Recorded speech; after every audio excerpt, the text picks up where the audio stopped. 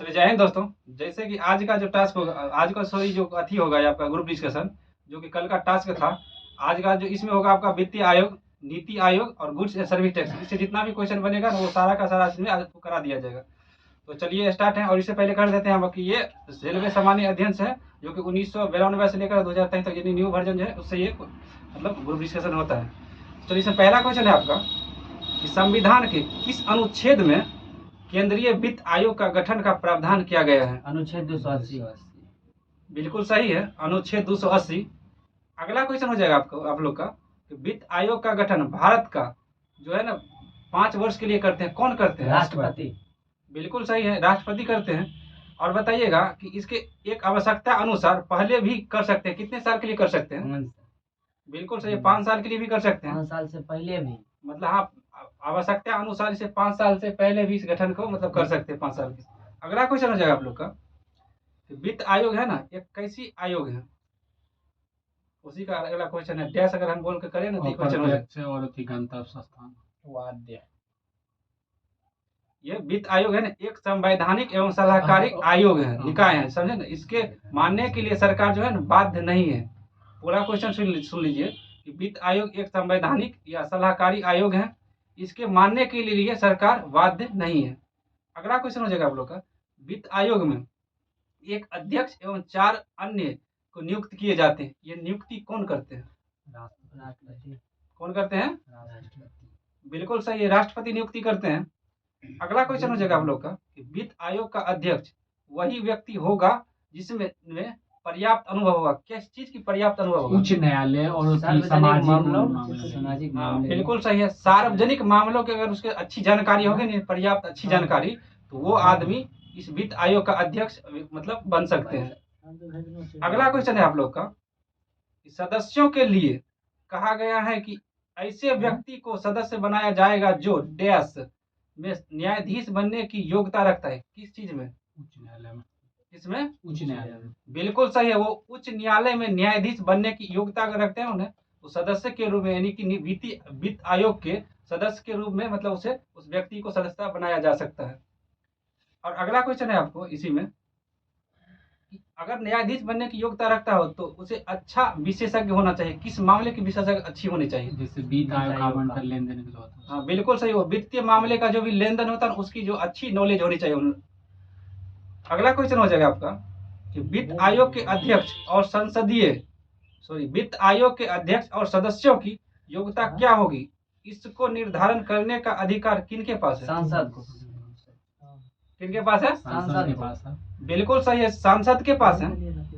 अगला क्वेश्चन हो जाएगा आप लोग का कि वित्त आयोग का मुख्य कार्य जो है ना केंद्र सरकार एवं राज्य सरकार के बीच किए जाते हैं। ये जो है किस मामले के लिए करे जाते हैं? कर का लेन देन किया। बिल्कुल सही, कर के विवरण के लिए ये जो वित्त आयोग एवं जो है ना वित्त आयोग का मुख्य कार्य केंद्र सरकार एवं राज्य सरकार जो करते हैं ना वो कर के वितरण के हिस्सेदारी के लिए तय करते हैं। अगला क्वेश्चन हो जाएगा आप लोग का कि वित्त आयोग केंद्र राज्य और राज्य सरकार के बीच का विवरण को क्या कहते हैं? एक बार और सुन लीजिए क्वेश्चन। वित्त आयोग जो है ना, वित्त आयोग का मुख्य कार्य केंद्र सरकार एवं राज्य सरकार के बीच का जो है ना कुछ करते हैं, वो क्या करते हैं? वित्तीय ये जो एक तो पहले ये क्वेश्चन अभी जो बोले थे वो पहली क्वेश्चन का बोले थे कि जो वित्त आयोग है ना का मुख्य कार्य एवं कर का जो सरकार द्वारा जो वितरण होता है राज्य सरकार के बीच में, ये कर के विवरण होते हैं। क्या होते हैं? कर के विवरण। अगला क्वेश्चन हमको पूछना था कि वित्त आयोग के केंद्र सरकार और राज्य सरकार के बीच का जो एक विवरण होता है उस किस चीज में किया जाता है? जो प्रति व्यक्ति राष्ट्रीय का सौंपते हैं और राष्ट्रीय दोनों सदनों के मामले के प्रयुक्त करते हैं, वो करते हैं राष्ट्रपति। नहीं, वो लेखा जोखा करते हैं। क्या करते हैं? लेखा। इसमें थोड़ा क्वेश्चन बड़ा है ना, इसीलिए मतलब पूछने में बहुत अच्छी से नहीं हो पा रही। जैसे वित्त आयोग है ना, वित्त आयोग के केंद्र सरकार और राज्य सरकार के बीच कर के विवरण का लेखा जोखा भी रखा जाता है, जो प्रति व्यक्ति राष्ट्रपति को सौंपता है और राष्ट्रपति दोनों सदनों के सामने प्रस्तुत करता है इसे। अगला क्वेश्चन हो जाएगा आप लोग का कि केंद्र और राज्य के मध्य वित्त विवादों के निपटारे हेतु मुख्य एजेंसी कौन सी है? वित्तीय आयोग। बिल्कुल सही है, वित्तीय आयोग है। एक और सुन लीजिए, केंद्र और राज्यों के मध्य वित्तीय विवादों के निपटारे हेतु मुख्य एजेंसी वो वित्त आयोग है। अगला क्वेश्चन बनाइएगा, अब यहाँ से क्वेश्चन अच्छा बनेगा कि प्रथम वित्त आयोग का गठन कब हुआ था? प्रथम वित्त आयोग का 1951 बिल्कुल सही आंसर है 1951 ईस्वी। कब है? 1951 ईस्वी। अगला क्वेश्चन हो जाएगा कि प्रथम वित्त आयोग के अध्यक्ष कौन थे? केसी केस नेगोरी कौन थे? केसी नेगोरी पान गरिया। बिल्कुल सही है, आप केसी नियोगी हो जाएंगे, केसी नियोगी हो जाएंगे इसका आंसर। 1952 से 57। प्रथम वित्त आयोग के जो बिल्कुल सही बोले हैं 52 से 57 तक केसी नियोगी जो वित्त आयोग के अध्यक्ष है वो कब से कब थे? 52 से 57 ईस्वी तक रहे थे। अगला क्वेश्चन, वर्तमान में 15वां वित्त आयोग जो है कार्यरत है, वो अभी जो वर्तमान में चल रहा है ना 15वां वित्त आयोग जो कार्य, इनका जो मुख्य है एनके सिंह। बिल्कुल सही, इसका मुख्य जो है एनके सिंह है। अगला क्वेश्चन हो जाएगा आपका कि मुख्य अध्यक्ष उसे बोल देंगे, मतलब सीधे मुख्य ने मुख्य अध्यक्ष बोलेंगे, हम क्वेश्चन ऐसे बोल देते, मुख्य अध्यक्ष एनके सिंह है। अगला क्वेश्चन हो जाएगा आप लोग का 14वें वित्त आयोग का जो अवधि था वो कब से कब तक था? 14 हो जाएगा तो 15 से 20 था। 15 से बिल्कुल सही है, 2015 से 20 नहीं, 2015 2000 से 2015 तक होगा। ये उल्टा लिखा हुआ है, 2015 से 2000। 2015 से 2000 तक है, लेकिन 2015 से मतलब ये दोनों बात आप समझ लीजिए, 2000 से लेकर के 2015 तक जो था वो 14वें वित्त आयोग का कार्यकाल था। अगला क्वेश्चन हो जाएगा, और इसका अध्यक्ष कौन थे? वाईवी रेड्डी। कौन थे? वाईवी रेड्डी। बिल्कुल सही, इसका अध्यक्ष था 14वें वित्त आयोग के अध्यक्ष वाईवी रेड्डी थे। कौन? वाईवी रेड्डी थे। अगला क्वेश्चन हो जाएगा आप लोग का कि 22 नवंबर 2017 को कितवें वित्त आयोग का गठन किया गया? 15 में। बिल्कुल सही, 15वें वित्त आयोग का गठन किया गया था। इसी के जो गठन की मंजूरी मिलने के बाद एनके सिंह का इसका अध्यक्ष बनाया गया था। अगला क्वेश्चन हो जाएगा आप लोग का आर्थिक मामलों के पूर्व सचिव, ये जो क्वेश्चन होगा ना, अभी जो जितना भी हम क्वेश्चन बोलेंगे, जॉर्ज मतलब ये 15वें वित्त आयोग के सदस्य बने गए थे। जिस समय 15 वित्त आयोग बने थे ना, उसी समय सदस्य बने थे। जैसे कि बने थे आपको आर्थिक मामले में पूर्व सचिव बने थे। कौन बने थे? शक्तिकांत दास। बिल्कुल सही, शक्तिकांत दास बने थे। अगला क्वेश्चन बोलिएगा जो इसका पूर्व मुख्य आर्थिक सलाहकार कौन बने थे? अशोक गहरी। बिल्कुल सही है, अशोक मार दिए तो सही आंसर है, अशोक लाहिड़ी हो बेटा, अशोक लाहिड़ी। अगला क्वेश्चन हो जाएगा नीति आयोग के अध्यक्ष, नीति आयोग के सदस्य कौन थे? रमेश चंद्र। कौन थे? रमेश चंद्र। बिल्कुल सही है, रमेश चंद्र थे। अगला क्वेश्चन बताइए, इसमें जो बनने वाले थे वो जॉर्ज टाउन यूनिवर्सिटी के प्रोफेसर का नाम बताइए कौन? अनूप सिंह। कौन थे? अनूप सिंह। बिल्कुल सही, अनूप सिंह थे। और ये सब जो थे ना 15वें आयोग के सदस्य बन गए थे, यानी 15वें वित्त आयोग थे ना उनका सदस्य बन गए थे। अगला क्वेश्चन हो जाएगा आप लोग का कि 15वें वित्त आयोग की सिफारिश 1 अप्रैल 2020 के शुरू होकर अगले 5 साल अर्थात कब से कब तक की अवधि रहेगी? 2020 से 2025 तक। बिल्कुल सही है, 2020 से 2025 तक की अवधि रहेगी। यानी इसे कहने का यह है कि 2015 में जो वित्त आयोग की सिफारिश जो है 1 अप्रैल 2020 से शुरू होकर के अगले 5 साल यानी 20 से लेकर के 25 तक रहेगी इसकी, यानी 2020 से लेकर 2025 तक रहेगी। अगला क्वेश्चन हो जाएगा आप लोग का राज्य वित्त आयोग का जो गठन हुआ था किस अनुच्छेद के तहत हुआ है? 279 फिर से एक बार बोलिएगा तो गलत बोले था। 243 बिल्कुल 243 आय 243 आय और मन में फर्क हो रहा है। 243 का आय के तहत इसका गठन हुआ था, राज्य वित्त आयोग का गठन जो हुआ था। चलिए ये तो हो गया। अगला क्वेश्चन आपको नीति आयोग से होगा, नीति आयोग से होगा, जिसमें आपका हो जाएगा नीति आयोग जो है ना भारत सरकार द्वारा कब गठित एवं नई एक संस्था है, कब गठित की गई? 1 जनवरी 2015। कब की गई थी? 1 जनवरी 2015। बिल्कुल सही है, 1 जनवरी 2015 को गठित की गई है नीति आयोग का। ये एक नई संस्था है और ये योजना आयोग के स्थान पर आए हैं। अगला क्वेश्चन हो जाएगा आपको जो नीति आयोग है ना ये एक कैसी निकाय है? गैर संवैधानिक। बिल्कुल सही बोले हैं, गैर संवैधानिक निकाय है। नीति आयोग है एक गैर संवैधानिक निकाय है। अगला क्वेश्चन हो जाएगा आप लोग का नीति आयोग जो है, नीति आयोग इसका फुल फॉर्म क्या होता है? राष्ट्रीय भारतीय परिवर्तन संस्था। हिंदी में याद कर लिए थे ना, बिल्कुल सही है। इसका हो जाएगा national institution for transforming India, national institution for transforming India, नीति NITI। अगला क्वेश्चन हो जाएगा आप लोग का नीति आयोग का मुख्यालय कहाँ है? दिल्ली। कहाँ है? दिल्ली। बिल्कुल सही, नीति आयोग का मुख्यालय दिल्ली में है। अगला क्वेश्चन बोलिएगा नीति आयोग जो है ना भारत सरकार का एक कैसी संस्था है, कोई अथी करने का है। ये है थुंट हाँ सही है, थिंक टैंक है, थिंक टैंक। थिंक टैंक है, जिसे सोचने उचने के बारे में मतलब ऐसे ही इसका थिंक मतलब सोचना होता है। अगला कोई नीति आयोग जो है ना, नीति आयोग किसके स्थान पर, तो बताइए दी थे योजना आयोग की तरह कोई भी मतलब योजना आयोग आवंटन की काम करती थी और नीति आयोग जो है ना आवंटन की काम नहीं करेगी। अगला क्वेश्चन हो जाएगा आप लोग का कि नीति आयोग का जो है ना सामाजिक एवं आर्थिक मुद्दों पर सरकार को सलाह देने का है, ताकि सरकार ऐसी योजनाओं का निर्णय ले सके जो लोगों के हित में हो। यह इसका कैसी कार्य है। अगला एक बार और सामाजिक और आर्थिक नीति आयोग का डैश सामाजिक, बिल्कुल सही बोले, ये नीति आयोग का प्राथमिक कार्य है कि नीति आयोग क्या करे, सामाजिक एवं आर्थिक मुद्दों पर सरकार को सलाह देने की दे ताकि सरकार ऐसी योजना बनाए जो लोगों को हित में हो। ये इसका प्राथमिक नीति आयोग का प्राथमिक कार्य है। अगला क्वेश्चन हो जाएगा आयोग के लिए कितने सूत्री उद्देश्य रखे गए हैं। 13 बिल्कुल सही है, 13 सूत्री उद्देश्य रखे गए हैं, 13 सूत्री उद्देश्य रखे गए हैं। अगला क्वेश्चन हो जाएगा आप लोग का नीति आयोग का संरचना में अध्यक्ष कौन थे, अध्यक्ष एवं उपाध्यक्ष कौन। अध्यक्ष नरेंद्र मोदी। एक मिनट रुकिए क्वेश्चन। नीति आयोग के संरचना में अध्यक्ष, उपाध्यक्ष, सीईओ, पूर्वकालिक सदस्य, पदेन सदस्य और शासीय परिषद तथा विशेष आमंत्रित सदस्य शामिल हैं।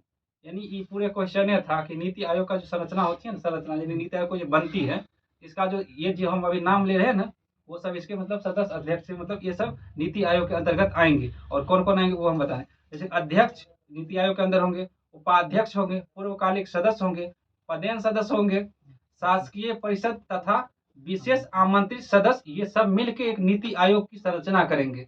इसका क्वेश्चन का पूरा मतलब ये था कि नीति आयोग की ये सब मिलकर संरचना करेंगे। अगला क्वेश्चन हो जाएगा आप लोग का पूर्णकालिक सदस्यों की संख्या कुल कितनी है। पूर्णकालिक कितनी है, 5। बिल्कुल सही, 5 है। जिसमें आपका जो है ना बराबर का दर्जा, जो 5 सदस्य हैं, किसके बराबर के दर्जा इन्हें मिला हुआ, राज्य सरकार। किसके, राज्य सरकार। बिल्कुल सही है। ये 5 सदस्य जो पूर्णकालिक सदस्य नीति आयोग के, वो जो है ना उसको राज्य के मंत्री के बराबर का दर्जा प्राप्त है। अगला क्वेश्चन बढ़ेगा पदेन सदस्य की अधिकतम संख्या कितनी होती है। 4। कितनी होती है, 4। बिल्कुल सही है, 4 होते हैं पदेन सदस्य की अधिकतम संख्या। अब बताइएगा ये पदेन सदस्य अधिकतम संख्या जो 4 होती है, इसको कौन नामित करते हैं। प्रधानमंत्री। कौन करते हैं, प्रधानमंत्री। बिल्कुल सही, प्रधानमंत्री करते हैं। अगला क्वेश्चन हो जाएगा आप लोग का विशेष आमंत्रित सदस्यों में विभिन्न क्षेत्रों के विशेषज्ञ शामिल होते हैं, जिन्हें कौन अति करते हैं, नामित करते हैं। प्रधानमंत्री। बिल्कुल सही है, इन्हें भी प्रधानमंत्री द्वारा ही नामित किए जाते हैं। जो विशेष सदस्य होते हैं किसी भी क्षेत्र के मतलब अच्छे विद्वान होते हैं। अगला क्वेश्चन हो जाएगा नीति आयोग का अध्यक्ष कौन होते हैं। नरेंद्र मोदी। प्रधानमंत्री। सिर्फ प्रधानमंत्री, जिस समय जो प्रधानमंत्री रहेंगे ना, वही उस समय नीति आयोग के अध्यक्ष रहेंगे। अगला क्वेश्चन है आप लोग का कि नीति आयोग के वर्तमान अध्यक्ष या प्रथम अध्यक्ष हम किसे कहेंगे। नरेंद्र मोदी। बिल्कुल सही है, आप बहुत देर से नरेंद्र मोदी जी का नाम ले रहे थे, तो ये है ना जो नीति आयोग के वर्तमान अध्यक्ष और प्रथम अध्यक्ष यही है नरेंद्र मोदी जी। अगला क्वेश्चन हो जाएगा आप लोग का कि नीति आयोग का उपाध्यक्ष की नियुक्ति कौन करते हैं। प्रधानमंत्री। बिल्कुल सही है, इन्हें भी प्रधानमंत्री नियुक्त करते हैं, जो उपाध्यक्ष होते हैं नीति आयोग के। अगला क्वेश्चन हो जाएगा आप लोग का उपाध्यक्ष, जो नीति आयोग के उपाध्यक्ष होते हैं, उसको किस चीज का दर्जा प्राप्त होता है। कैबिनेट मंत्री। कैबिनेट मंत्री। बिल्कुल सही है, कैबिनेट मंत्री का दर्जा प्राप्त होते हैं। जो नीति आयोग का जो उपाध्यक्ष होते हैं उन्हें कैबिनेट मंत्री का दर्जा प्राप्त होते हैं। अगला क्वेश्चन हो जाएगा आप लोग का कि सीईओ भारत सरकार के किस स्तर के अधिकारी होते हैं। ये होता है सचिव स्तरीय नहीं, मतलब जो नीति आयोग का सीईओ है उसी के बारे में चर्चा हो रही। वो बिल्कुल आप सही बोल रहे हैं, वो सचिव स्तर की मतलब दर्जा प्राप्त करके वहां पे रहते हैं।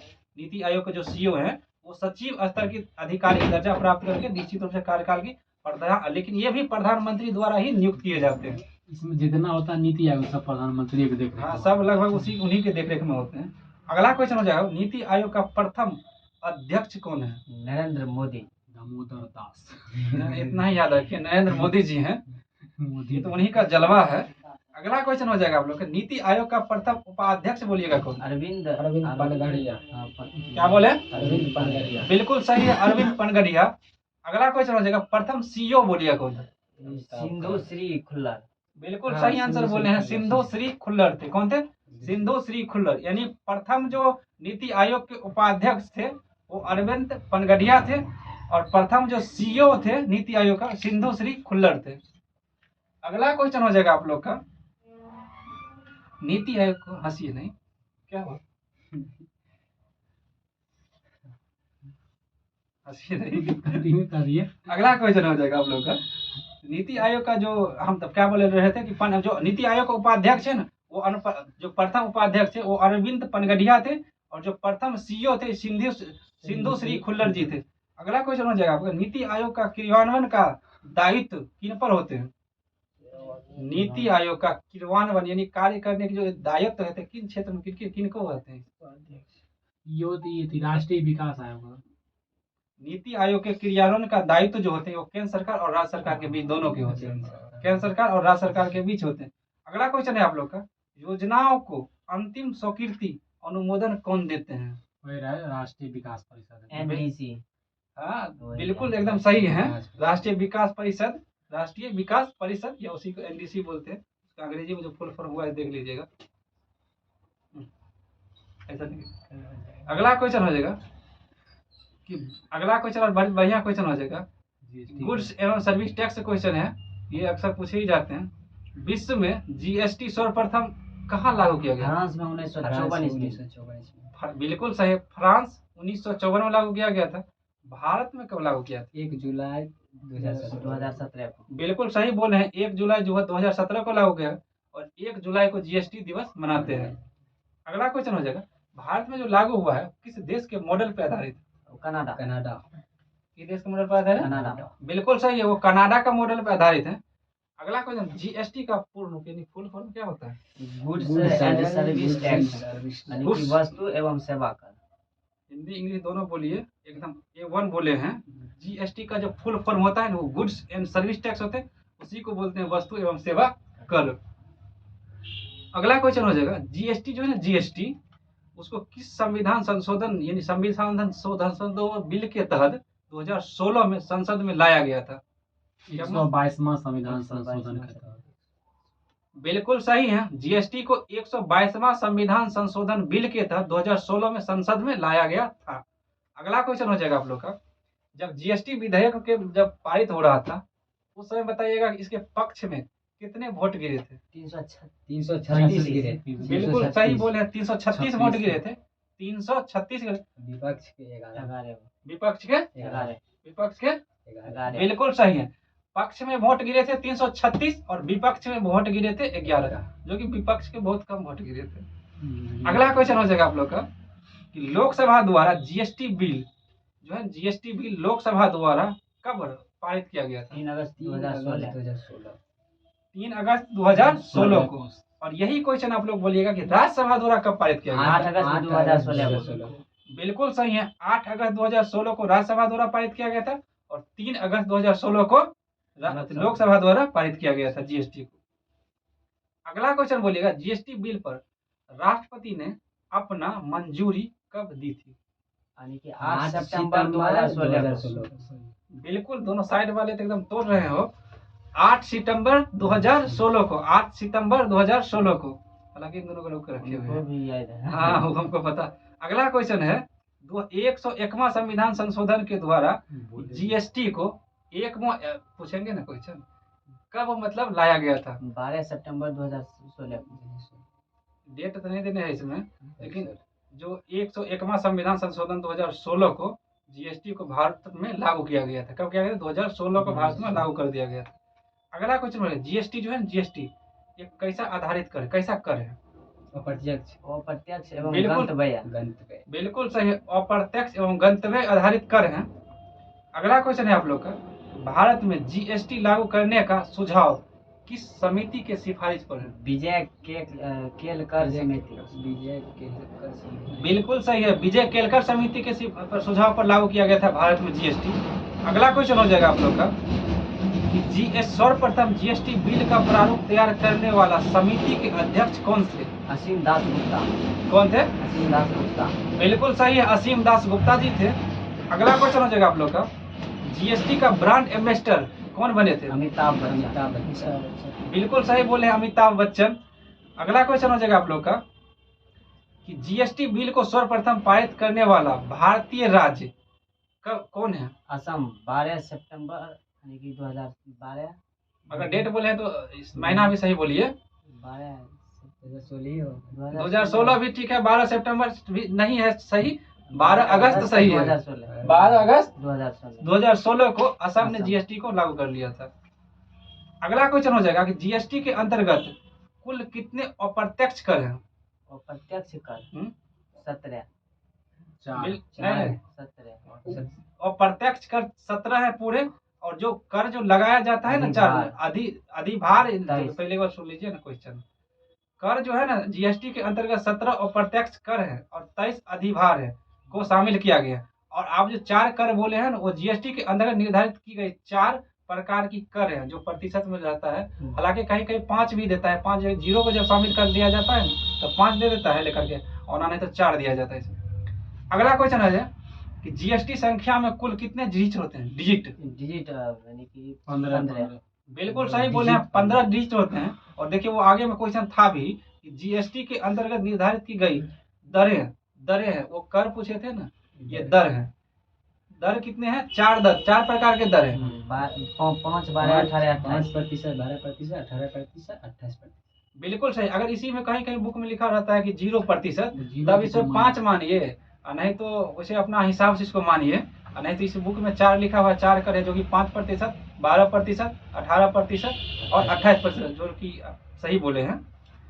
अगला क्वेश्चन हो जाएगा आप लोग का, और इससे आगे क्वेश्चन जिस पर कंट्रोवर्सी हुए थे, बताती हुए थे, वो 17 अप्रत्यक्ष कर थे और 23 अधिभार है।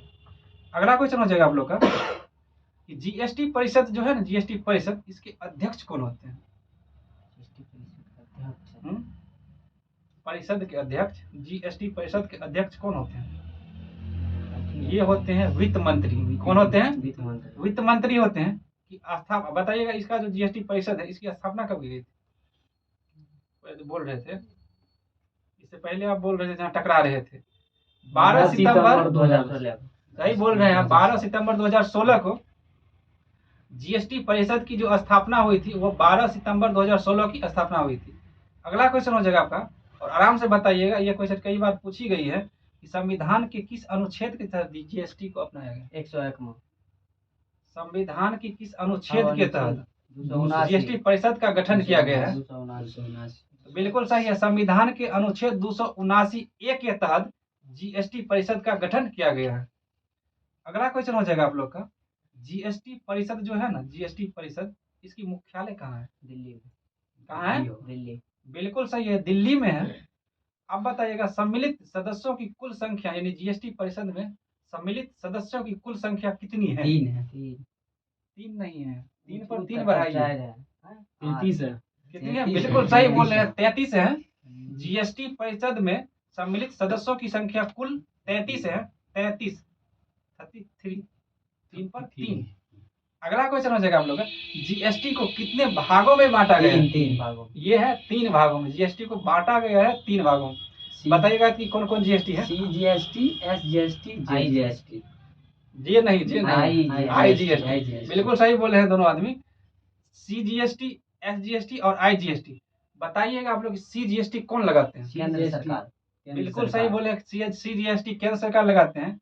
आप बताइएगा SGST कौन लगाते हैं? राज्य सरकार। आप बताइएगा IGST का फुल फॉर्म क्या होता है?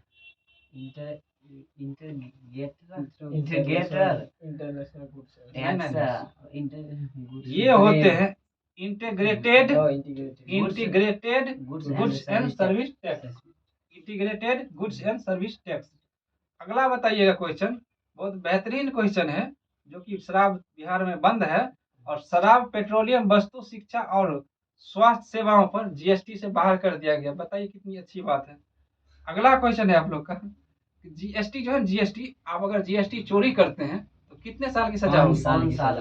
बिल्कुल सही है, अगर जीएसटी चोरी जो आदमी कीजिएगा उनको 5 साल की सजा होगी। अपना के तो बातें नहीं है। अगला क्वेश्चन हो जाएगा आप लोग का, जीएसटी चोरी करने वाले को 5 साल की सजा होगी। अगला क्वेश्चन हो जाएगा आपका कि राज्यों में जीएसटी से होने वाले नुकसान की भरपाई केंद्र सरकार कितने साल तक करेगी? 5 वर्ष। बिल्कुल सही है। जब राज्य में जो जीएसटी का जो नुकसान हुआ है जीएसटी होने के वाले में, उसको भरपाई जो केंद्र सरकार है 5 वर्ष तक की जाएगी। और अगला क्वेश्चन और लास्ट क्वेश्चन है इसमें से कि भारत जीएसटी लागू करने वाला पूरे देश में कितना नंबर पे है? 161वां देश बना। कितना रहते हैं? 161। बिल्कुल सही है। 161वां नंबर पे मतलब भारत ने जीएसटी को लागू किए हैं पूरे विश्व में। और आपका ये खत्म हो गया है, ये खत्म पूरा नहीं हुआ है। जो हम लोग टारगेट बैच 32 दिन का है, जिसमें 32 चैप्टर का लगा होगा ये। और इसके बाद भी आपको जो अथी है इसमें कुछ और है वो भी होगा, लेकिन ये 32 दिन का जो टारगेट है उसमें आपका 19 दिन खत्म हो चुका है। और ये 20वां दिन में होगा आपको पंचायती राज व्यवस्था। यानी कि कहीं ना कहीं अगर आप एग्जाम देते होइएगा तो इससे क्वेश्चन जरूर मिला होगा। पंचायती राज व्यवस्था का नाम जरूर सुने होइएगा और इससे आपको क्वेश्चन जरूर मिला भी होगा अगर एग्जाम दिए होइएगा तो। और नहीं दिए होइएगा, देने की सोच रहे हैं तो कहीं ना कहीं जरूर मिलेगा। तो कल पंचायती राज व्यवस्था से जितना क्वेश्चन बनेगा लगभग हमको लगता है इसमें 70 से 80 क्वेश्चन बनेगा। मतलब सिर्फ लाइनिंग बाय, उसके अंदर भी क्वेश्चन रहता है जो तो आप जानबे करते हैं, और नहीं तो बोलते हैं तो सुनबे करते हैं। तो ये क्वेश्चन लगभग 100 पार हो जाती है लेकर के। तो कल आपका जो टास्क है यानी पेज नंबर 20 पंचायती राज व्यवस्था टास्क में रहेगा। तो चलिए ये हो गया। इसके बाद आपका साइंस होगा और दोनों एक ही में कराया जाता है, साइंस और जीके।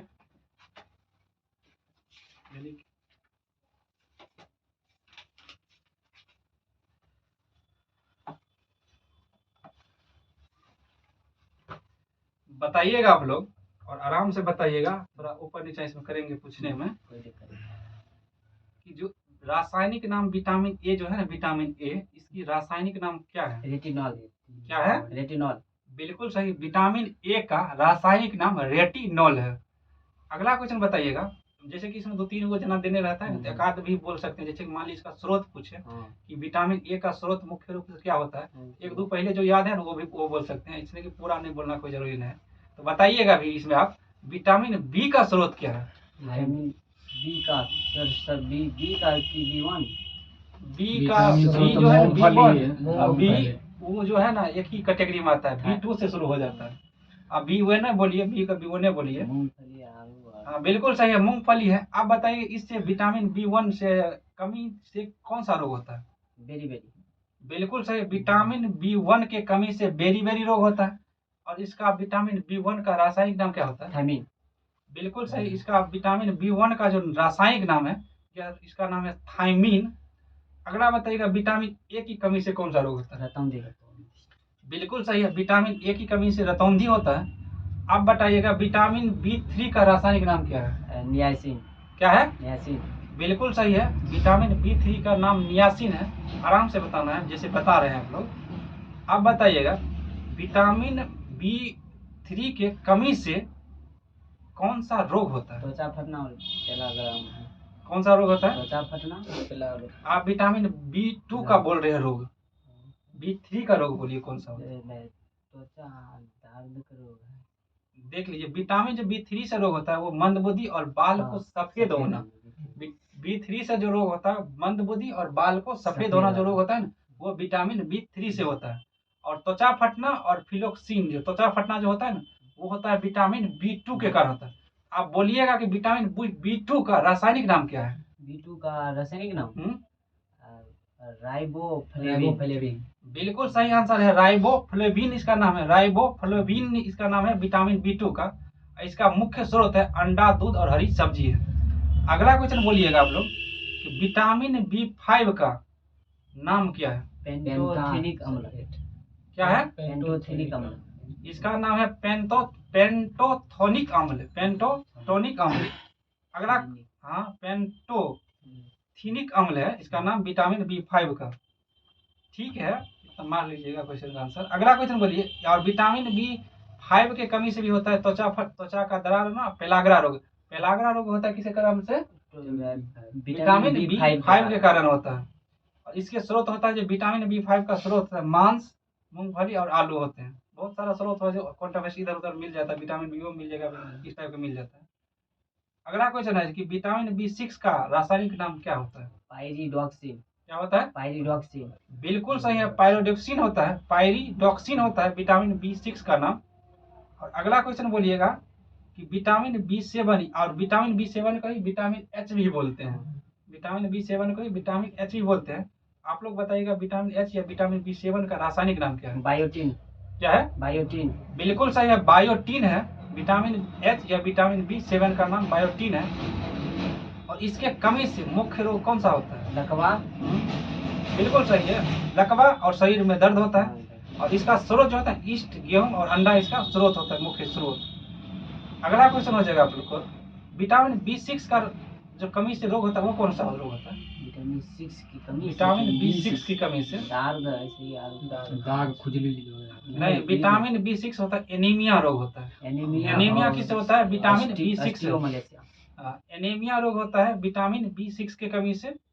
अगला क्वेश्चन बोलिएगा आप लोग कि विटामिन B12 का रासायनिक नाम क्या है? साइनोकोबालामिन।